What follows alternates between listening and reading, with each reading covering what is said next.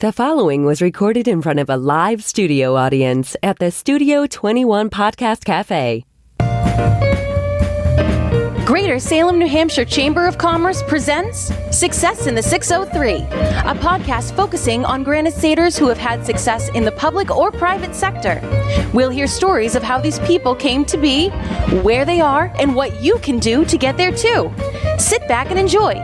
You are in wicked awesome company. Hello. Awesome company. Hello, everyone. Welcome back to Success in the 603, a podcast put on by the Greater Salem Chamber of Commerce. My name is Donna Morris. I get to serve as the president of the chamber. It's awesome. And I have the wonderful Mr. Craig Dufton. Oh, my God. I'm wonderful today. You know why? Because she's back now. And I don't have to do this alone again like I did last week. Well, Ed was here, too. I'm sorry, Ed. I know. I was kind of quiet. You were shaking your head after that podcast last week. But, it wasn't our best one. But we're going to promise you today is way better than anything we've ever done. Oh, jeez. No pressure. No pressure, Josh.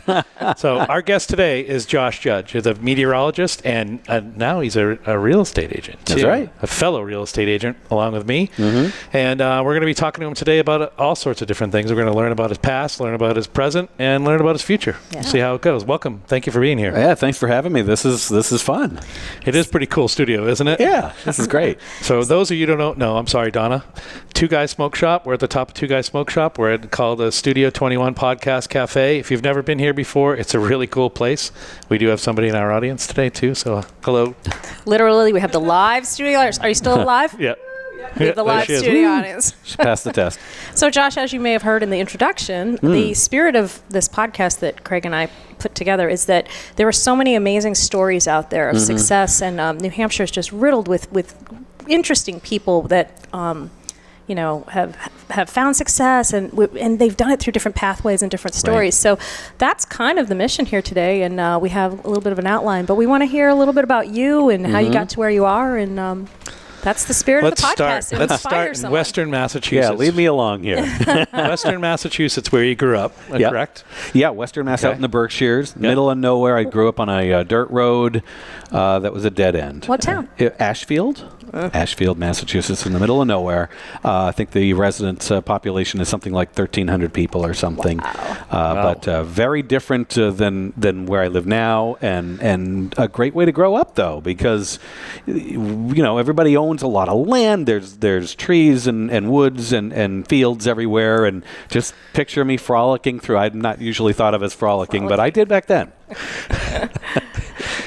I can't even. I don't know where to go. I did read about you a little bit. I read that it was the blizzard of '78 that set you on your path to meteorology. Is this correct? Yeah, and I lived in that. I lived in that town, and the biggest memory I have from that storm, the blizzard of '78, was I was pretty young at the time. I think 3rd or 4th grade, something like that. And I remember that dirt road that was dead end that I mentioned earlier did not get plowed for several days. And so I remember thinking, I'm going to help out the town. And I got my Tonka toys, and I went out there with my bulldozer and did my best, and then quickly came in and realized it's too much. Your mother I think I got shovel. Yeah, I got like this big of an area. But that was back then when they had the metal Tonka toys. Yeah, too. those were really real cool ones. That was high quality stuff. I had a set of those too. Yeah, and the little blade went up and down. It was pretty. I mean, I was really convinced I was going to be able to plow at least part of the road for them. So you could have gone DPW, but you ended up in meteorology. Yeah. Yes. Luckily for all of us. I was very fascinated by that storm. That storm, anybody who remembers it, had so many different facets to it. There was the heavy snow, and then down near the coast, especially parts in Massachusetts, just amazing amounts of destruction from the coastal ocean. Flooding and stuff. Yeah. I read also about dams, that they're taking out all the dams now in the areas to help with the coastal flooding because they don't use them anymore, right? I mean, not all of them. Yeah. Some of them are used obviously to control lakes and drinking water supplies, but some of them are coming out because they're from old days past and they're not needed anymore. But that still remains. Just every coastal storm we have, there's usually some sort of flooding that goes on. A lot of it has to do with things that you might not think about. It doesn't always have to do with the strength of the storm, but the positioning of the storm, in which way it funnels the wind, for example. So think of it as a snowplow. Right. The wind plowing this wall of water from the ocean toward the coast. And so if it's blowing toward the coast, there's going to be a lot more flooding. And the other thing is astronomical high tides and low tides based on the phase of the moon have a huge effect on it. Which is this weekend. Yeah. Supposedly too, right? Right. We'll get to that. Oh, boy. I love how we don't even have to talk about the weather. He just goes and talks about it himself. We're going to drop the green screen. Oh, yeah. I feel at home if you put that up there. Yeah, we don't have one of those now. Ed, can you work on a green screen for us? For Josh we'll next work time? on it. Being from such a small town, did you have to go to like a regional high school? And what type of, how do you want to study meteorology? I would think that's kind of unique. Well, so my story is different in that regard. But yes, we did have a regional high school. I went to a Mohawk Trail Regional High School along the Mohawk Trail in Western Mass, and it was 9 towns put together, and it was grades 7 through 12. All in one school. And there were still 7 people. There was still 7 people per class. No, I mean, I remember my graduating class was the biggest in history at the time, and it was 110 kids or something like that. Hey, and that's 9 towns. Mine was 42. 42? We'll talk another time. All right. I understand the small town thing. Yeah. But I was not... I was interested in meteorology back then, but I was also interested in broadcasting. And I was really torn at the time. Do I do broadcasting? Do I do meteorology? Do I somehow put them together? And to be honest with you, I fell a little bit more in love with the broadcasting at the time. I think some of that had to do with the fact that there's a lot less math in college for broadcasting than meteorology. Yeah, it's 3, 2, 1. Right, and you're on. That's about all the math you do. I think they stop at 3, don't they? Yeah, and if you go to meteorology school, you'll be doing differential equations and calculus. So there's, So that's that slight difference. Kind of, it definitely influenced my decision a little bit. So if you enjoy math and you enjoy the weather, we've got a career for you. There you go. Yeah. So I know you did do a lot of broadcasting. Oh, yeah. I'm sorry. 7 minutes has gone by already, Donna. That's our 7-minute cue. 7 minute mark. It's 7 past the hour, everybody. Oh, I can't talk now. Josh do the commercial. Just for everyone out there, and Josh, we have this podcast because of the generosity of sponsors. They believe in us and our program and keep doing that. So we want to encourage everyone out there to support our sponsors. And this week we want to thank Enterprise Bank. Enterprise Bank has 24 branches in 19 communities throughout southern New Hampshire and Massachusetts and more than 530 team members. Oh, bigger than your high school. Even as they have grown over 30 years, they have always remained and always will remain a genuine, independent community bank, locally owned and locally managed. Visit their New Hampshire headquarters, which is in Salem, New Hampshire, right down the street from us at 55 Main Street, Salem, New Hampshire. You can give them a call at 603-894-5631 or visit them on the web, www.enterprisebanking.com. Thank you so much, Enterprise Bank. Enterprise Bank, my bank since 2006. There's a lot of good people that work there that I have run into over the years. Yes, very community-minded. So, very, very, very good. Back to Josh. Back to Josh Judge. We're here with meteorologist and newest real estate agent, Josh Judge. When we left this conversation. Now we're back. Josh has a 7-iron in his hand. So, yes. High school. Yeah, high school. I was in Trail. broadcasting. I mean, I was getting into broadcasting radio broadcasting in particular when I was in high school. I started out the summer after 7th grade. I started hanging out at my local radio station, and after they kicked me out a few times and I kept coming back, they finally said, well, you need to get some sort of credit for this. So I went to my high school principal and said, can I do an internship? And he's looking at me at 12 years old. So, are you insane? But I was like, no, I really want to do it. So he said, okay. They worked out something, and I journaled or whatever, and I got to start hanging out at radio stations out in Western Mass. Nice. And what type of radio station was it? Just a news station? Or no, it was music, mostly music, but they did news as well. It was it doesn't exist anymore. WRSI 95.3 FM. Nice. And so he definitely gets that groovy guys. He's got a voice for radio. Hey. Groovy guys.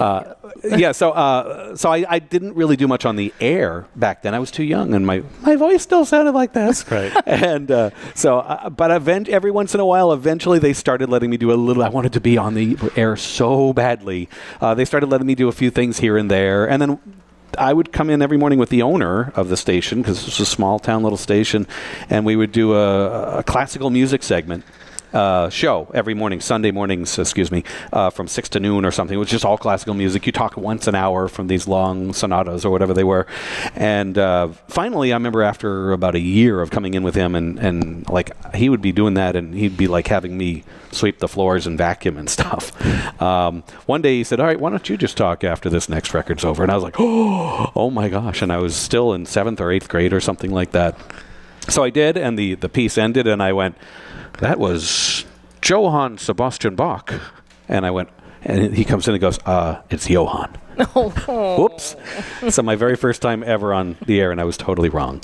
That's okay. Nowhere to go but up. A very common mispronunciation of Mr. Bach. Well, to that point, I think one of the spirit of the podcast is that we're trying to tell people success stories, and it's interesting that you're never too young to start following something that you're passionate about, and you just, I think we've seen that had several theme people, where just go in, and Nicole a couple weeks ago from Chef Nicole from T-Bones and Cactus Jack's, she just started early and started restaurants, all this stuff. So that's really, not too young to start at least exploring, find out if you love it or find out if you hate it. Right. It's all personality type too. I've just always been one to jump into something and full force, I'm all in on stuff, and so you just, sometimes that's a good thing, and sometimes that's not such a good thing.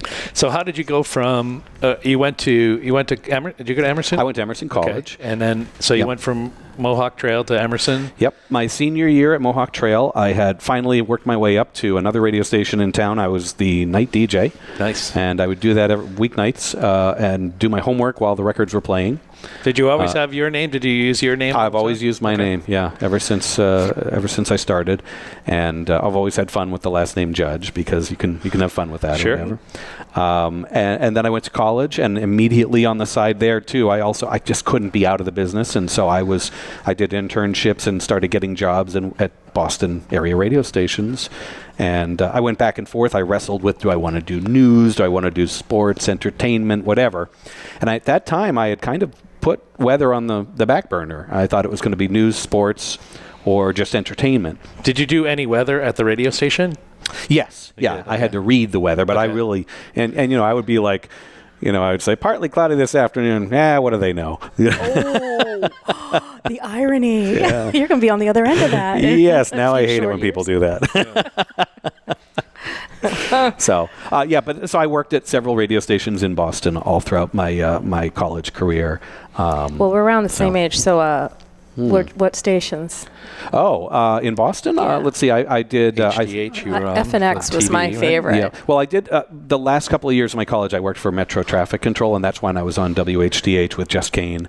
Cool. And all kinds of funny stories with the traffic reporting. But I worked at WZLX. Are they still around? I think they are, actually. 100.3. 100.7. And I worked... then I went over and I interned at first, and then got hired at a two-station combo, WMJX, and it was WMEX at the time, which was their AM oldie station. So I got to be. They hired me to do some DJing on the AM side, and so I would be in every night on the AM side. We had two studios right next to each other. Mine was on one side, and the other side was WMJX, and David Allen Boucher, Magic. Yes. Bedtime Magic. He was on the other side, and so he and I would order a pizza almost every night and split it. So we got to hang out a bunch, and so he had these things called Bedtime Magic nightshirts. They were like long dress PJs, and so I would wear them around the dorm rooms back at the station and be uber popular. Not. It's like, really? Nope, not at all. But I thought it was so cool, and people were like, "What? Are you wearing a dress around?" So still fashionable. No meteorology. So yeah, no meteorology at that time. I finished college, and I went on. Well, I started before I finished college being a traffic reporter. First in the building, and then they put me out in the copter for a while.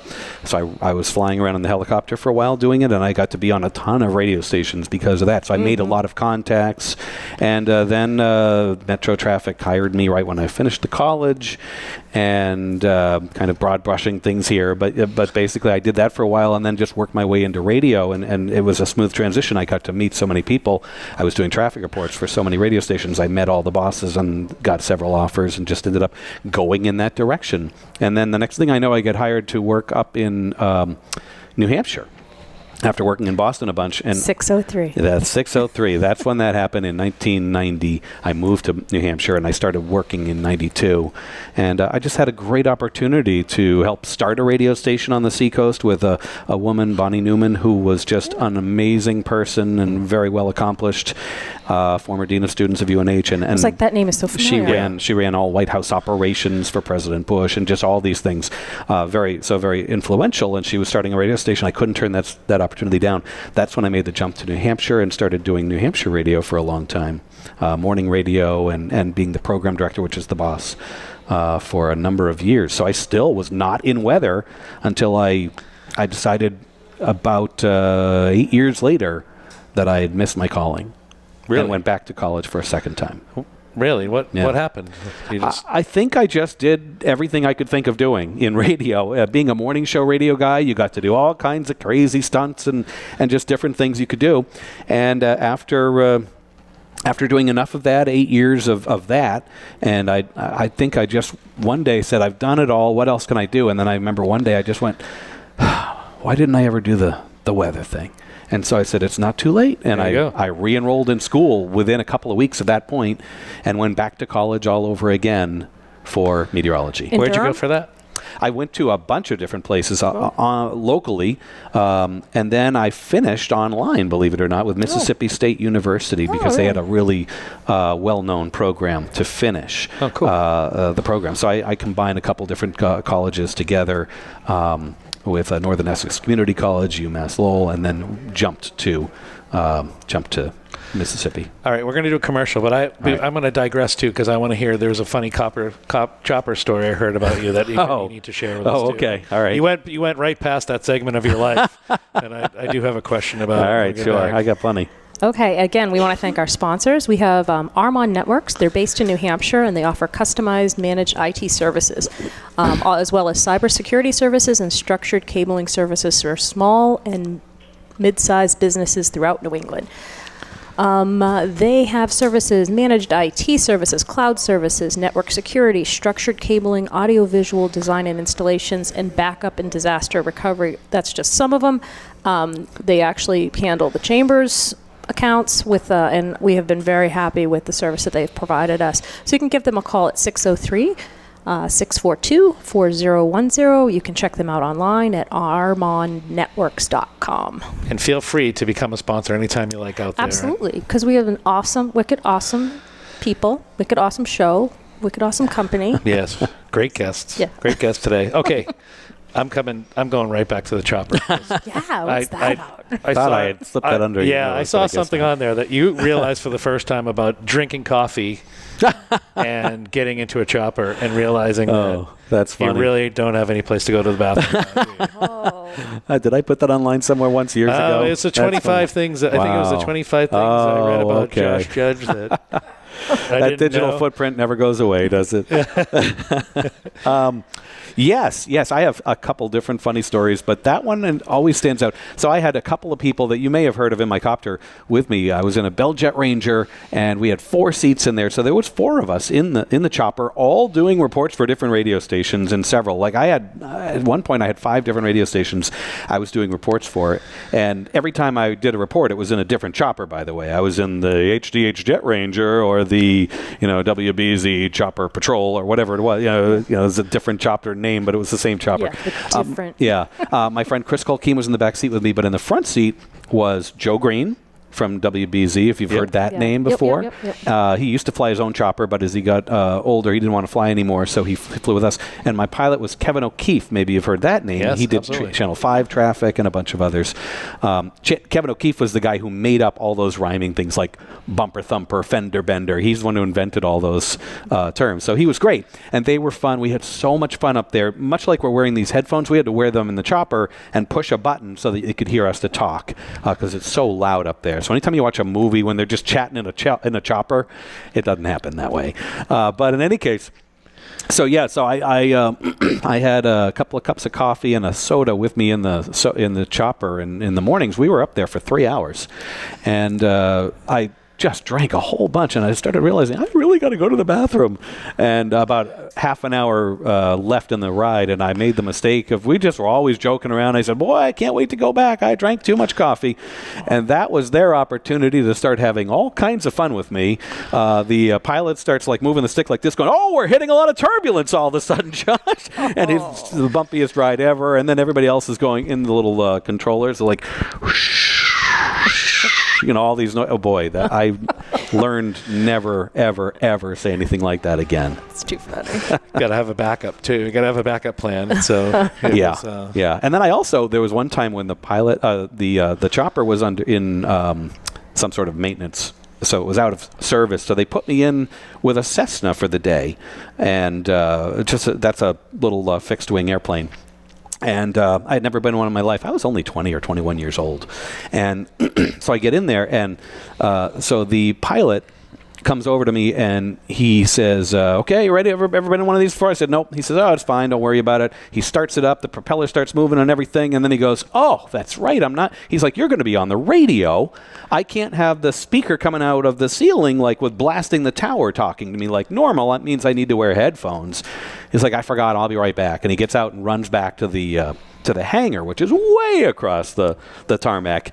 And I'm just sitting there, never been in a plane in my life. And I realize he left it running, and all of a sudden it just starts moving. No. And I'm like, what? And so it just starts moving faster and faster, and I'm 20 or 21 years old and frightened to death, and I did not know what to do. And so what else would you do? I start hitting every button I can find. I just start pushing buttons. The first thing I did is I start pushing the pedals, but if there's any pilots watching, you know that doesn't work. That moves the flaps up and down. You have to push the tips of them. I now know. Didn't know that back then, though, to use the brakes. And so this thing I don't know what I did, but somehow I increased the speed a lot. No. So it's going really fast and faster and faster. The FAA now tells me I was going about 25 miles an hour across down this tarmac, and there's like these lines of planes all along, and I'm just going down, and I'm freaking out. And all of a sudden I notice that at the end there's this big almost cliff that I'm heading toward. And so I start wildly touching more buttons, and somehow I got it to turn. I didn't get it to slow down, but I got it to turn. And oh my goodness. I don't know what I did. I honestly, because I was hitting a mile a minute, one of those quick, fast motion things. And so I got it to turn, and it's now headed away from the cliff. And I'm like, oh. And then I look, and I'm headed right for this giant, just finished redone World War II replica plane. They had just finished restoring it, and I'm heading right toward it. And I'm like, now what do? I hit more things, and I got it to go a little faster. That was good, or not. And finally, the last second, I just go, well, okay. And I just duck down like this, and I see the crash happen, and I see the propeller go flying into the woods, and I see metal flying everywhere, but I didn't get hurt or anything. Wow. And that sort of ended it anyway. That brought the whole thing to a swift end. Yeah. So that guy, the pilot, meanwhile, I look back behind me as I'm heading toward it, and I see him running. Wait! And then so he gets there, and he goes, oh my God, oh my God, oh my God, and maybe other words.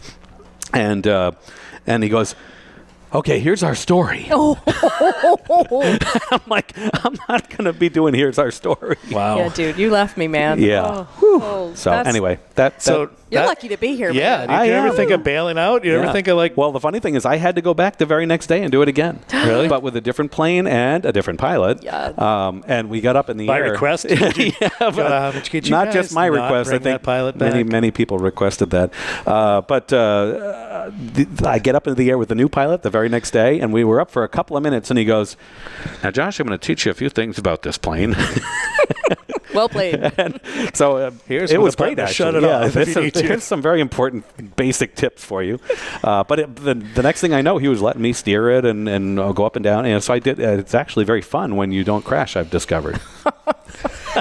It's far better. That bar very high. I think most people would agree with you, Josh, that it's far better to. Yes. That's great. That's basic research I've done. So how did you get to MUR? Is that the next? Sure. You don't have our little cheat sheet today. I don't have my cheat sheet today. No, that's all right. I'm a living cheat sheet. Don't worry about it. Good, good. Josh will be on every week with us. How did I get to MUR? Yeah. Well, so I started going to school for meteorology. And I knew that it's not an easy field to get into. TV meteorology is simply not an easy field to get into. Because competition? Or? There's a lot of people that want to be in broadcasting and meteorology. And think about it. In New Hampshire, for example, there's my station and that's it. So there's 4 full-time jobs in the whole state. Yeah. If you go to Massachusetts, what is there? Maybe 15 jobs or 10 jobs, something like that. There, maybe 20. There's not a lot of jobs. And state by state, even Texas, there's probably only 100, 150 jobs. So nationwide, there's about 1,500 to 2,500 jobs in the field. So your odds are really against you. And I know we'll get to this, but I have just left WMUR full-time. I'm part-time still. Yeah. And, resumes are flowing in because it's a highly desirable job.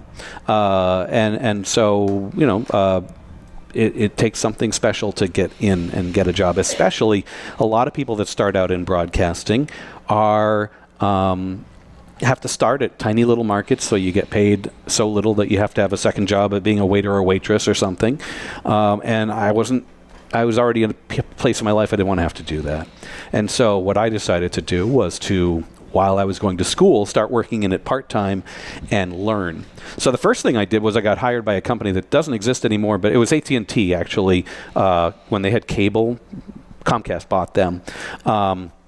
But they had a channel in Cambridge, and it was called Smart Traveler TV, and it was on all morning long for commuters, and it was traffic and weather nonstop. And I knew how to do traffic reporting, and I knew how to broadcast, and I was learning how to talk in front of the green screen and talk weather. So I thought that is what I should do. So I got a job doing that, and myself and one other lady, we alternated back and forth and did 7-minute segments nonstop for 3 hours on traffic and weather. But it was rapid fire, learn how to do it. Sounds like boot camp for meteorology. And it was great. And we actually, it was just a little basic cable thing, but it was Channel 3, and we had huge ratings because people would just tune in and tune out for 10 minutes or 5 minutes or whatever. Sure. And we had terrible equipment, even though it was owned by a big company. We had a green screen, and then we just had a terrible camera and a terrible monitoring system and stuff. But I think when you're starting out in broadcasting, or probably a lot of fields, starting off with terrible equipment is a good thing, because then it teaches you to appreciate, learn how to do the craft at its core, and then work your way up and then appreciate it as you do so. Who helped just you like the plane? Just like the plane. Yeah. Right, yeah. Start out going slow. Start out crashing. Avoid the cliffs. Learn how to use Don't worry about World War II memorabilia. Who taught me what? Who was a mentor to you, Josh? Who helped you out? I had several mentors that I developed in meteorology. It's okay, Tony. I lost. But I picked a couple that were in order to tell you my mentors, I'll quickly tell you that I took that job, and then I moved on and I started doing radio weather forecasting because I really needed to learn the lingo and learn that. Once I had done that, each of those things for a year or two, then I jumped to TV. And the way I did it was I jumped to 3 TV stations at once, filling in. And that's how I worked my way in, because I started filling in for these stations. So when job opened up, I was the first person they thought of. So I worked at 3 stations, and I pretty much had a mentor at each of the 3 TV stations. I worked at Channel 9 in Boston, and Mike Haddad was my mentor there. I worked in Channel 7 in Boston. Did I say Channel 9 in Manchester? 9, yeah, in Manchester. I worked at Channel 7 in Boston, and Todd Gross was my mentor. And I worked up in Portland, Maine at WMUR-TV 13, and a guy named Dave Santoro, who was the chief there, so I had a sort of a mentor in each market, so that was helpful for me. And again, I learned rapid fire by working at 3 TV stations. I was in high demand, and I was working about 80 hours a week doing it. And I would frequently, those first couple of years, I would, for example, work a morning shift, maybe at WMUR in Manchester, doing the Saturday morning shift. I would go home and take a really quick nap. I would hop in my car and drive down to Boston and do Saturday night on Channel 7. Then hop in my car, drive home, take a really quick nap, wake up, go back to MUR, do Sunday morning, then take a quick nap and drive up to Portland and do Sunday night in Portland. And I did that for years. And then I would work during the week too, quite a bit as a producer in Boston at Channel 7, weather producer. And so that was about 80 hours a week, and it was a really good way to learn. Sounds exhausting. It was exhausting. Sounds wonderful and exhausting. So Yeah. Mike offered you a job, I assume, after all that. Right. Well, it's funny. WMUR was the last of the 3 stations to offer me a job, and that was my goal, was to work at MUR because I lived in New Hampshire. I wanted to have some success in the 603. Nice. So, I love how you did there. see what he did right there. There you go. And so I was waiting for that offer, but I first got an offer up in Portland twice. They tried to get me to come there, and I was like, I can't move to Portland, Maine, because I have a house and a life here. And then Channel 7 in Boston offered me the job, and when they offered me the job, I was like, what do I do? I might have to take it. And then the very next day, I had an offer, an opening appeared at WMUR, and so I was able to take that. And that was 2004? 2003. 3? Yeah. 2003 was when I went full-time, but I started working around 2000 or 2001 at all 3 of the stations. Okay. So I did that for a few years. And then, I'm sorry, December 8th, 2006. Yes. Let's talk about you had a lot of high points in your life. Yeah. There was one really bad low point in your life where you were in an accident. Yeah, I was driving in to work at WMUR, and it was about 2 in the morning-ish, and there was a very light snow coming down, very light, and the ground wasn't bad, but it was just enough that if you were to step on it, you'd be like, all right, I just got to be a little extra cautious here. And I was just driving to work, and it was before 111 had been redone. It was Range Road, and it was in front of, I don't know if you say businesses or not, but it was in front of the greenhouse there. And I'm just going, there was a corner back then. It was a tight corner. And I'm just going around the corner, minding my own business, and all of a sudden I see a car flying at me sideways very quickly. And so I go like this and just react by rote without even thinking about it, and tried to drive off the road, but it didn't matter. It still smashed into me, and the rear of the car smashed into my driver's side and kind of trapped me in there. They ended up using the jaw of life to get the door off. And so, that was very, very weird and very strange. And I had a good deal of injuries, and I was off the air for a month. And that was the time I realized they wanted me to stay off the air for a couple of months, or 2 or 3 months. And after not quite a month, I was so stir crazy. I was just like, I'm going back. I can't not work. Was it a hit and run too? Was that true? Yeah. Interesting story. Yeah, it was a hit and run. The guy was later found to be drunk. And the funny thing was, his when the back of his car smashed into my driver's seat, the bumper fell off, and so his license plate was on it. Yeah. Oh, so they kind of found him. Wow. Whoops. Wow. So how did that affect your life? Glad you're okay. Yeah. Thank you. How did it affect your life, though? It still does to some degree to this day. I still have fairly frequent dizzy spells. Not so much that I can't drive, but enough so that it can be disconcerting. And it does affect my work occasionally, because quite often it'll especially happen when I'm sitting down and then stand up and the blood starts rushing or whatever. And so quite often that'll be not too long after. It can happen a couple of minutes after that. And so quite often I can be working, then I stand up to go do my weather, and I'm in front of the green screen, and all of a sudden it hits. And I've had that happen hundreds of times since. And it's a strange feeling knowing you're on TV with thousands of people watching, and you don't know if you can keep standing. And I'm talking nonstop. Plus, you're not scripting either. You explained that to us a couple of weeks ago at our Rotary meeting. You don't have the teleprompter. Right. Yeah, we're standing in front of a green screen, and obviously the green screen is green, so there's no map there. We're pointing at things that don't exist, just looking at monitors on the side. They're talking to us in our ear the whole time and timing us, and there's no script. So everything we say is off the cuff, ad lib. And so when anything happens, it doesn't have to be a dizzy spell. When anything happens, it can be disruptive. And so you have to go into a really deep state of deep thought, I guess. Focus. Yeah. And you kind of just ignore. You know how when you're speaking in front of a crowd, people say, just blur out the audience. Some people say picture them in their underwear, but I'm just saying blur out the audience. That's sort of what I do when I'm on TV. I kind of just blur out everything else and just focus on the maps and what I'm saying, so that everything I say won't have ums and ahs or stutters, and will just be smooth and make it sound. The goal is to make it sound like I'm reading a script. Well, you do a good job of it. New Hampshire Magazine loves you. They love you every year. You're like well, we love you man. too. We love you too. Yeah. I know a lot of. I follow you on Facebook. You're hilarious. And my brother, he's out in Harrisville, Keene area, and he's always like following you too. You put good stuff up there. He's got a great sense of humor. If you haven't, I think social media. It's because I've been in broadcasting, as you know now, since I was very young, and back in the I guess the 80s, early 80s, 83, I think I started, and when social media came around, it just changed the game so much. I was so used to just doing something, and then you go out into public and people would occasionally say something to you.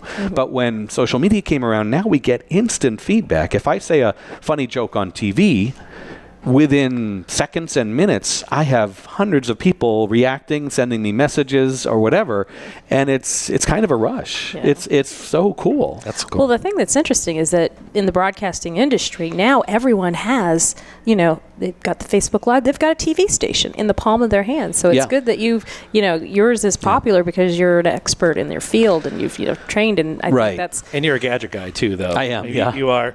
You talk about that too, because you did some work with the early stages of the Weather Channel, right? Not the Weather Channel, but the software. So most TV stations in the country use a company that used to be called WSI. Now it's called the Weather Company. They renamed it when they were bought. But they make the weather software and provide all the data for the TV stations that use them. And I don't know. Local too? Yeah, they're in Andover, Mass. I thought so. And I've done work for them. And I don't know a number, but I would guess 80% of the TV stations have them around the country. And so I've consulted with them and worked with them quite a bit over the years, just helping them either find bugs in the system, or when I first affiliated with them in 2008 or 7, when they were doing a whole new program, and they were like, hey, we need somebody who's working on TV who would actually use this to tell us what they would, how they would like it. And so one thing I was able to do was use it and give them my honest off-the-cuff impressions. And when I would tell them something, I would be like, well, why doesn't it have this or whatever? Then I'd come back the next day and it had that. And it was kind of very smart of them. Thing. Like, go to the user. Absolutely. Yeah, very cool. That's pretty cool. So did Craig tell you about your quote? Did you tell him about his quote? I did. Oh, yes. So we're going to preface that with one last sponsor for this segment, and that is Santo Insurance and Financial Services. See what we did right there? We have the insurance people with the quote. So Santo Insurance and Financial... It's an insurance quote. I get it. Santo Insurance and Financial Services operates under the independent agency model. This allows them to search the entire marketplace to find the best coverage and premiums for their clients. With today's busy lives, one size may not fit all. So Santo Insurance has the flexibility to move carriers that best suit their clients' needs. They carefully review each of their products to get their clients the best solutions. They're located at 224 Main Street in Salem, New Hampshire, in the big yellow building. They've been in business for over 25 years, so give them a call at 603-890-6439 or check them out online, santoinsurance.com. Say hi to Lisa over there, too. Lisa Johnston. Great. They're all good. We love them all. So your turn. No, you're in. No, I want to talk about. Let's talk about. Forget about meteorology. Well, it is still meteorology, but you've written several books. Yep. 3. Yep, that's right. And one of them was a really cool weather book that I really like, and I need to get a copy of it signed by you because he did sign my copy here too. Just want you to. Look at that. Yeah. Oh, you're privileged. I am. I'm special. Be Nice to the Weather, guys. Your newest book. Yes. And it's classic. It really is. Thank you. That's been fun. So this book started out as I like to write poems, but not like deep Walt Whitman, E.E. Cummings type of poems. I like to write funny, silly no poems. Song of Myself. Right, exactly. No. I don't get that reflective. But I do like to write poems, especially if they sound like Dr. Seuss. And so one day it was coming toward Christmas a couple of years ago, and I was at work, and I wrote this poem, and I just wrote it in 15 minutes, and I put it on social media, and all of a sudden people were loving it. And it kind of blew me away how much people were reacting to it. And so then everybody was saying, including a bunch of people at the TV station, you've got to read that on the air, on TV. So I did that winter. I recorded it in front of a fireplace in a smoking jacket and reading it, and they aired it Christmas morning. And there was so much great reaction to it, and everybody said, you have to write a book. You have to put that out in a book. And I wasn't going to, because I had already written 2 prior books, and I knew how much work that was.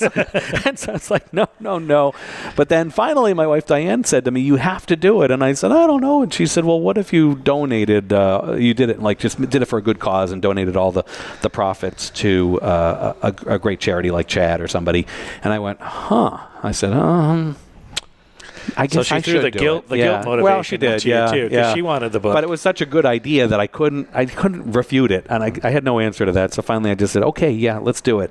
And so I started out the process, and that was probably January. And then it took from January till the following Christmas to get it ready, done. I had to reword it a few spots here and there to make it slightly more kid-friendly. And get it animated. I found a great animator out of the Peterborough, New Hampshire area who animated it for me, and she also donated her time. Ginger Nilsson, by the way. Yeah. And I really love the way it came out, and it was so fun to go. And the coolest thing is that now I get pictures all the time sent to me of kids reading it at Christmas time, especially the last Christmas and then this Christmas, and parents telling me that their kids read it every night at bedtime, and that just hits you right here. It's amazing. I think that everybody has a book in them, though, too, and I think that this. Yeah. I mean, your weather book though was pretty cool because you're a big fan of Mount Washington. I know you love Mount Washington, the actual peak of it, and there's a whole chapter in there about Mount Washington. And I've spent the weekends up there before with the crew, and it's fantastic. Crazy, huh? Yeah. It's like a whole different world. It's amazing. Before we go, we really do need to know your quote. We were supposed to go right back into the Santo quote. I'm sorry, guys. Well, you've got a whole book of quotes, right? Right? Is that your quote? You quote yourself? Wow. All right, quote that. No. Actually, when you asked me earlier today to think of a quote, I didn't have to think more than 1 second because there's one quote that I've always used, and I like it because it means a lot to me, but it's also fun. And and maybe you've heard it before. I did not make it up, and it's fairly well known, but it is my favorite quote of all time, and that is, don't sweat the petty stuff and don't pet the sweaty stuff. Oh my! Again, we got to make this PG-13. No, we're a podcast. We can say bad words. That's hilarious. But I think it's awesome. Actually, you and I have kind of become friends over the last couple of months because we have a lot in common. Right. A few years ago, I decided to become a realtor myself, and then you texted me one day and said, "Hey, can we have lunch? I want to talk to you." And I'm like, "Oh my God, he's going to become a realtor." And I didn't know why I knew that. I just had this in my head. Well, once you become a realtor, you get a sixth sense. So yeah, it's true. You do. Someone out there needs a house. It's been a fun transition. I know you enjoyed yours, and so far I'm really loving it. Excellent. And you and I are tied together too from homes too, because your wife now, back then she was your fiance. Mm-hmm. My wife and I bought her home in Salem. So I walk into my house on the night before we're closing, and I walk in and I'm like, hey, Josh Judge is in my future living room. Like, oh, this is pretty cool. I give a personalized weather report to every person buying a house. Into Salem. Yeah. What can I expect? That's a huge benefit for you. The water off the lake. What can I expect? Yes. Let's talk about the weather for this weekend before we go. Oh boy. Yeah. Some people are yay. Some people are boo. It's going to be a big one this way. At least we're here on Thursday afternoon. It's not until Sunday that things are really so there's still a few days of wiggle room, but I'll tell you, it does look like a pretty big storm. And here's the amazing thing. This storm isn't anywhere near us right now, and we've been talking about it. I was on the air last weekend saying there's something big coming for the second half of next weekend, and that's nothing to do with me. It's the technology we have nowadays. Amazing. It's just amazing, and there's good and bad to that. The good is it's amazing that we can tell you about a storm that on this, as of right now, still doesn't exist and will be forming in a couple days. We can tell you that there's a good chance that this will happen and that it'll be nearby. That's the amazing part about it. The less amazing part about it is that people are now starting to expect perfect forecasts like that, and they're not all going to be perfect. I'm sure you know that, but unless you're in San Diego or someplace like that where it's like 74 every day, right. Honolulu. That's pretty easy to be. But I mean, around here, a storm just moving 20 miles farther north or south is going to mean the difference between an extra foot of snow or it changes to rain, and right here in the Salem area, that's quite often the case, being closer proximity to the ocean. And so it makes it a real tough forecast sometimes, and days away, and then you get right up to even the day of. Sometimes you're just not quite sure you're narrowing it down, but within a few miles, you don't always know exactly where that rain snow line is going to set up. And so there's surprises even to this day. But I still think it's really amazing that we can talk so far in advance about that's the day to watch, that's the day there's going to be a storm nearby. So here's a quote then. Yes. Prepare for the worst, but hope for the best. Yes, I like that. Now, in my go buy your milk. But here's milk this weekend. But here's the thing: in my business, you can't even say that because there'll be a zillion people saying, "I'm not going to hope for the best. I want a storm." Oh, the best is so we can't give an opinion on TV like, "Oh, awful weather coming," because half the audience, or at least a third of it, is going to say, "I can't wait for this. How dare you?" And it's the same in the summer. I love humid weather. I love not humid weather. And so we can't give opinions on that unless we want to get a lot of. But your Florida online people are going, no, that's a great storm coming. Just make sure you got your food, your batteries, right. Your be prepared. generator, your gas, and all that stuff. And I mean, what's the worst that happens? You go shopping and you have extra food that you don't have to go shopping quite as and you can keep it cold outside. And somebody else goes. Somebody else goes out without milk. Because you have 4 gallons of it in your car. Or bread. Why that happens with the bread and milk, I don't know. Josh, but what I will tell you is get ready for a bunch of snow and maybe a little bit of mix as well. I think you set the record. It was awesome talking to you, and you have been wicked awesome company. Josh, thank you so much. Weatherman, realtor, author, not in that order. So put them all around. Funny Good guy. talking to you, Josh. Thank you so much. Thank you. Nice to appreciate it. Nice to be here with you guys.